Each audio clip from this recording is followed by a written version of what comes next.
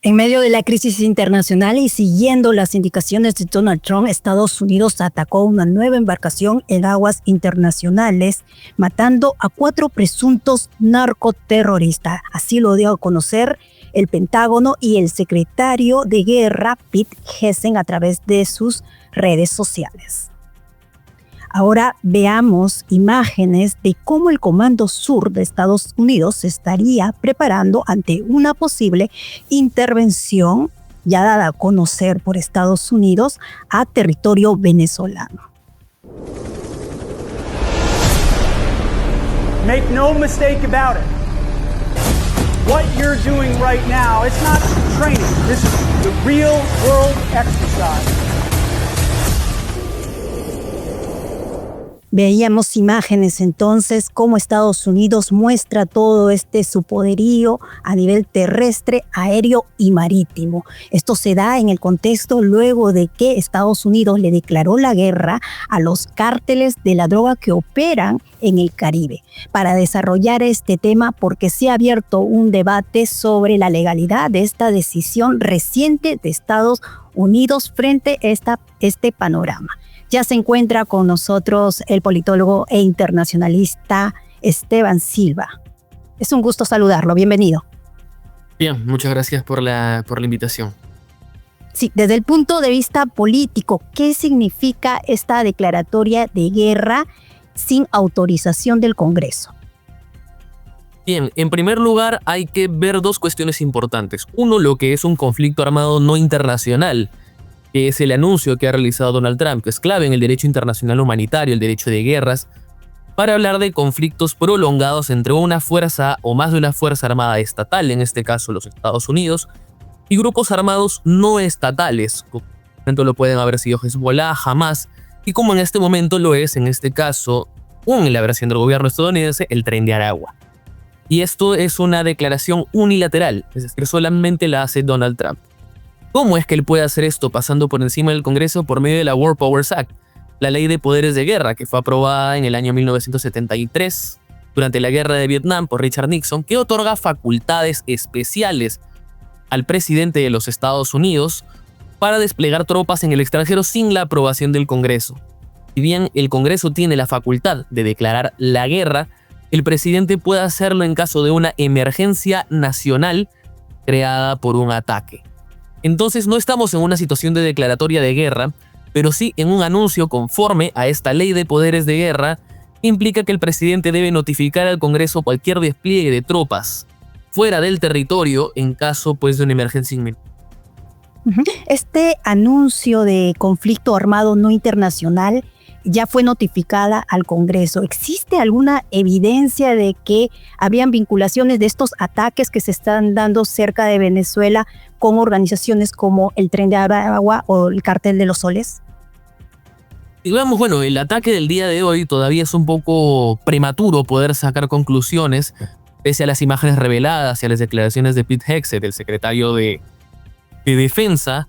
Sin embargo, tenemos que ya ha habido un ataque previo en el que el mes de septiembre otra embarcación que tenía 11 personas fue derribada rumbo a la isla de Trinidad y Tobago, saliendo desde puertos planos. Si bien Estados Unidos ha asegurado tener información precisa de inteligencia de las personas que estaban en el barco y sus actividades, no ha habido propiamente una versión que explique cuál era el destino del barco. Algunos mencionan que era precisamente la isla de Trinidad y Tobago, otros mencionan que algún otro puerto del Caribe, y que esta embarcación estaba vinculada al Cártel de los Soles, llamada así por su implicación con el ejército venezolano. Hay que advertir también que los expertos en derecho internacional han advertido que el uso de la fuerza letal fuera de la guerra en aguas internacionales podría constituir una violación de los derechos humanos en caso esto no haya implicado una emergencia o una situación de ataque. Hablamos de que el derecho internacional humanitario permite los ataques, pero no el uso de la fuerza letal en esto. ¿Podría favorecer esta ofensiva militar a las agendas de políticas de Donald Trump? Sabemos que a cientos de venezolanos deportó de Estados Unidos bajo la señalización de que eran miembros del grupo del Tren de Aragua, por ejemplo. Sin duda alguna, hay que mencionar que, en primer lugar, Donald Trump ha asegurado que esta amenaza terrorista que él dice que es el narcotráfico proviene pues de la frontera sur de los Estados Unidos. Y esto ha implicado la categorización de estos cárteles de la droga, de estos grupos, como organizaciones terroristas y grupos armados no estatales. Al inicio de su mandato, Donald Trump ya había utilizado esta estrategia para poder aplicar leyes de migración más restrictivas y más unilaterales y favorecer esa expulsión. Ahora, obviamente, esto justifica el uso de la fuerza militar en el extranjero y también la justificación de políticas fronterizas cada vez más duras. Obviamente, bajo la idea de la lucha contra el narcoterrorismo, endurecer las políticas de asilo, las políticas fronterizas, acelerar la política de deportaciones y la resolución del estatus migratorio de ciudadanos venezolanos, y obviamente el despliegue de los recursos militares tanto en la frontera sur como fuera de las fronteras de los Estados Unidos. Asimismo, esto le da una resonancia política a nivel de discurso a Donald Trump frente pues a esta posición de priorizar la seguridad fronteriza y la lucha contra el crimen transnacional. ¿Y qué consecuencias geopolíticas podría generar una nueva ofensiva tanto de Washington hacia Venezuela? Bien, primero hemos visto la gran movilización militar de Estados Unidos hacia las aguas internacionales en el Mar Caribe. 3 buques destructores, buques anfibios con brigadas enteras para poder llevar a cabo una acción armada como una forma de presión al gobierno venezolano. Asimismo, ha endurecido las sanciones y la recompensa por datos que lleven a la captura de Nicolás Maduro. Entonces hablamos en primer lugar de una radicalización de las medidas de Estados Unidos sin precedentes, en este caso, que pues se está llevando a cabo para presionar al gobierno venezolano, ya sea a negociar o a dejar el poder, y que Venezuela ha entendido como una provocación. Entonces, esto podemos ver eventualmente estos bombardeos, estos ataques como escaladas. Aún no vemos un riesgo real de un enfrentamiento directo, pero sí que hay unas medidas de disuasión por parte de Estados Unidos y cada vez se van endureciendo y endureciendo.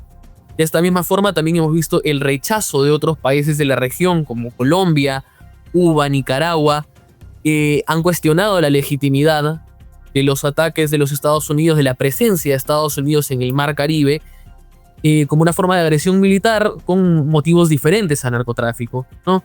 Entonces, consecuencias inmediatas, obviamente, tal vez una respuesta internacional y el endurecimiento de los mensajes al respecto. Probablemente crisis diplomática con los países que rechazan esta intervención, pero aún no vemos el riesgo real de una escalada de conflicto a mayores niveles, precisamente tanto porque la guerra emprendida por Estados Unidos no es, al menos de nombre, contra Venezuela, es decir, aún hay límites a un ataque contra territorio, como porque no hay la intención propiamente de llevar a cabo un conflicto directo.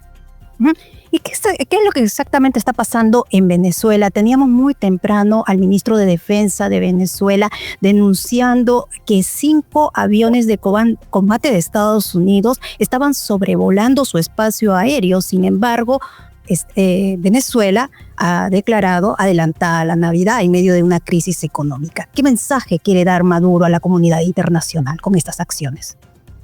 Bien, ya en las semanas anteriores habíamos tenido que, como parte de ensayos militares, aviones venezolanos habían sobrevolado las bases de Estados Unidos en el Caribe, y esto había llevado a que Estados Unidos transportara aviones de mayor capacidad militar como lo son los F-35. En ese sentido, el hecho de que Venezuela remarque la actuación de Estados Unidos sobre su territorio es un llamamiento a que otros países rechacen esto a nivel internacional, a poder generar una cohesión nacional. Hablamos de que ha habido un gran reclutamiento de soldados en Venezuela, un sentimiento de enfrentamiento contra una invasión, y el tema del adelanto de la Navidad, que si bien no es algo novedoso, ya lo ha hecho alguna vez el gobierno de Maduro, tiene como objetivo obviamente reflotar el flujo económico de compras y de consumo en el país frente a la crisis que se vive. Entonces, esto es lo que podría mencionar rápidamente respecto a cuál es la situación real. Hablamos de que Venezuela en su armamento tiene aviones Tupolev de fabricación rusa, también aviones F-16 de fabricación norteamericana, pero obviamente con una capacidad muchísimo menor a lo que es obviamente el arsenal militar de los Estados Unidos. Por un miedo, parece que Estados Unidos teme alguna intervención. Sin embargo, también hay algunas celebraciones como esta última en la que Nicolás Maduro recibió un doctorado en materias de seguridad en defensa del país. Sí, bueno, todo es parte de la política de discurso por parte de Nicolás Maduro de no claudicar ante las acciones militares de los Estados Unidos, y conforme pues al discurso político que se ha venido manejando en adelante. Ahora, regresando un poco el papel que juega el Congreso de Estados Unidos frente a este anuncio que se ha dado, prácticamente declarar en guerra a los cárteles de la droga que operan en Venezuela. ¿Cuál es su papel real? ¿Podría asistir Donald Trump al Congreso de Estados Unidos para dar información sobre estos ataques recientes que se están dando en aguas internacionales? De acuerdo a la Ley de Poderes de Guerra, la War Powers Act del año 73, el presidente debe notificar con 48 horas de anticipación al Congreso el despliegue de tropas fuera del país, y asimismo las tropas no pueden permanecer en operación por más de 60 días si es que el Congreso no lo autoriza. En ese sentido, ha habido una autorización previa, pero en este momento hablamos de una declaratoria de guerra que ha sido unilateral por parte del presidente. Entonces, ¿es posible que tengan que responder? Sí, pero técnicamente ha actuado dentro de los parámetros de la War Powers Act para anunciar lo que sea un ataque contra fuerzas, en este caso consideradas hostiles y no estatales. Entonces, hablamos precisamente de que las potestades de esta ley le permiten a Donald Trump no solo pasar por encima del Congreso, sino de otras agencias especializadas en caso de lo que se considera una emergencia. ¿Considera legal entonces esta decisión reciente, este anuncio de parte del Partido Demócrata? Tenemos dos dimensiones. Una que es pues la de los poderes que le da la ley al presidente para poder dirigir las acciones de guerra en caso de emergencia. Hay que tomar en cuenta que durante la guerra de Vietnam esta ley se aprobó para limitar el poder del presidente, pero también para permitir la fluidez de las acciones militares en caso de ejercicios inminentes. Y por otro, lo que es el derecho internacional humanitario. Habíamos hablado de el uso de medidas no letales en aguas internacionales y sus posibles consecuencias. ¿Considera usted, se justifica las acciones que está haciendo Donald Trump con las intervenciones que se han dado y hemos visto los desplazamientos en aguas internacionales, pero que esta vez, según él, que lo que ha anunciado se daría por tierra? Ok, en primer lugar, las acusaciones del Departamento de Estado de los Estados Unidos, no solamente contra Maduro, sino contra Venezuela desde el gobierno de Hugo Chávez por el asunto del cártel de los soles, vienen siendo sustentadas desde hace más o menos 25 años. Y es la primera vez que Estados Unidos lleva a cabo una acción militar de tanto rango contra el gobierno y el territorio venezolano. En ese sentido, hablamos de la creación también de una expectativa en la oposición venezolana y en la población que ha protestado tantos años contra el gobierno chavista, y en este caso de Maduro, para sacarlo del poder. Hablamos de que obviamente la justificación no es solamente judicial, militar, sino que sobre todo hay un eminente mensaje político, que es la búsqueda de Estados Unidos de forzar bien una negociación pacífica o una salida violenta del gobierno en Venezuela, como se dio por ejemplo en Panamá en los años 80. Entonces, hablamos de una justificación permanente por parte de los Estados Unidos, sustentada en los años de corrupción dentro del ejército venezolano y la participación en el tráfico de drogas y el lavado de activos de la droga de otras organizaciones, pero también del cuestionamiento a los límites, en este caso de los Estados Unidos, para atacar un territorio extranjero, ¿no? Ujú. ¿Por qué cree que Estados Unidos hasta ahora no ha mostrado pruebas de estos buques atacados y que estarían vinculados a organizaciones criminales dedicados al narcotráfico? Si bien Estados Unidos ha mostrado videos de los ataques realizados, hay que tomar en cuenta también que normalmente estas operaciones militares, por sus implicancias, se toman con muchas pinzas. Entonces, esto ha dado pie, por ejemplo, a que Venezuela asegure o deniegue en primera instancia los ataques, asegurando que son videos hechos con artificial o demás. Y por otro lado, pues también a que no se puedan ver realmente los límites de la intervención norteamericana en este caso, ¿no? Son asuntos después de mucho cuidado, en todo caso, que en lo que concierne a la privacidad de los ataques. Ujú. ¿Y cuáles serían las consecuencias internacionales ante un posible ataque que se daría por tierra parte de los militares de Estados Unidos hacia el territorio venezolano? Hay que tomar en cuenta que esto saldría totalmente del derecho internacional. La única entidad internacional consensuada para poder autorizar una intervención armada sobre otro país es el Consejo de Seguridad. Esto podría sin duda alguna acarrear sanciones y obviamente una negativa diplomática internacional fuerte en contra de los Estados Unidos y tal vez incluso la intervención de la comunidad internacional para evitar esto. Entonces, también viene por ahí el hecho de que hasta ahora no se haya llevado una acción armada directa. Tiene que ver con el cuidado, obviamente, que tiene que llevar Estados Unidos y la estrategia para poder cumplir sus fines. Ujú. ¿Consideran estos últimos ataques ya una escala mayor, letal? Ya prácticamente Maduro ya tendría las horas contadas. ¿Habría un temor de parte de la oposición venezolana? Esto es todavía un escenario muy incierto y en realidad habría que tener mucho cuidado con la especulación. Fue lo que se mencionó con la primera movida de Armada frente al Mar Caribe, con el primer ataque contra esta pequeña embarcación de 11 personas. Se menciona el día de hoy y como menciono, el hecho de que sea la primera vez que hay una acción militar tan fuerte de Estados Unidos sobre Venezuela crea una expectativa. Pero todavía es muy temprano y todavía hay muy pocas implicaciones para poder afirmar un escenario como ese. Sin embargo, es cierto, esto es una medida de presión permanente del gobierno de Donald Trump que podría cambiar la forma de actuación de los Estados Unidos. Hay que ver que esta política de ataque directo de Donald Trump no solamente se daba en Venezuela, sino también con su intervención en el conflicto de Rusia y Ucrania, con su intervención contra Irán en el conflicto del Medio Oriente.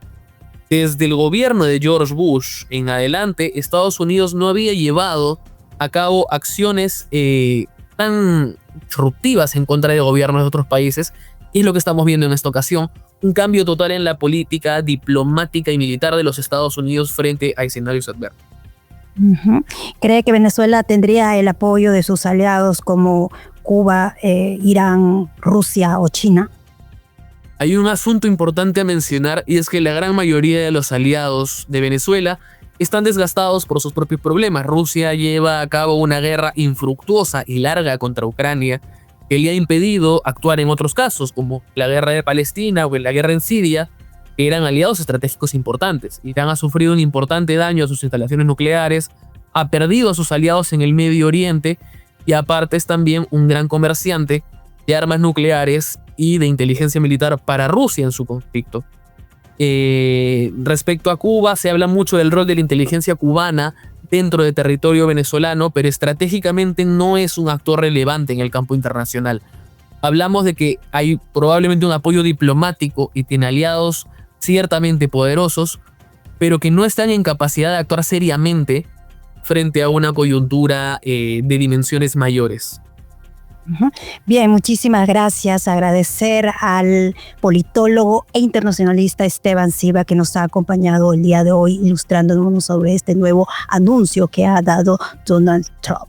Bien, teníamos entonces las palabras del politólogo internacionalista haciéndonos referencia sobre esta nueva figura, ya que es oficial, Estados Unidos ha declarado la guerra a los cárteles de la droga que operan en el Caribe. Con esta información les acompañó Marisabel Gutiérrez. Hasta una nueva entrega.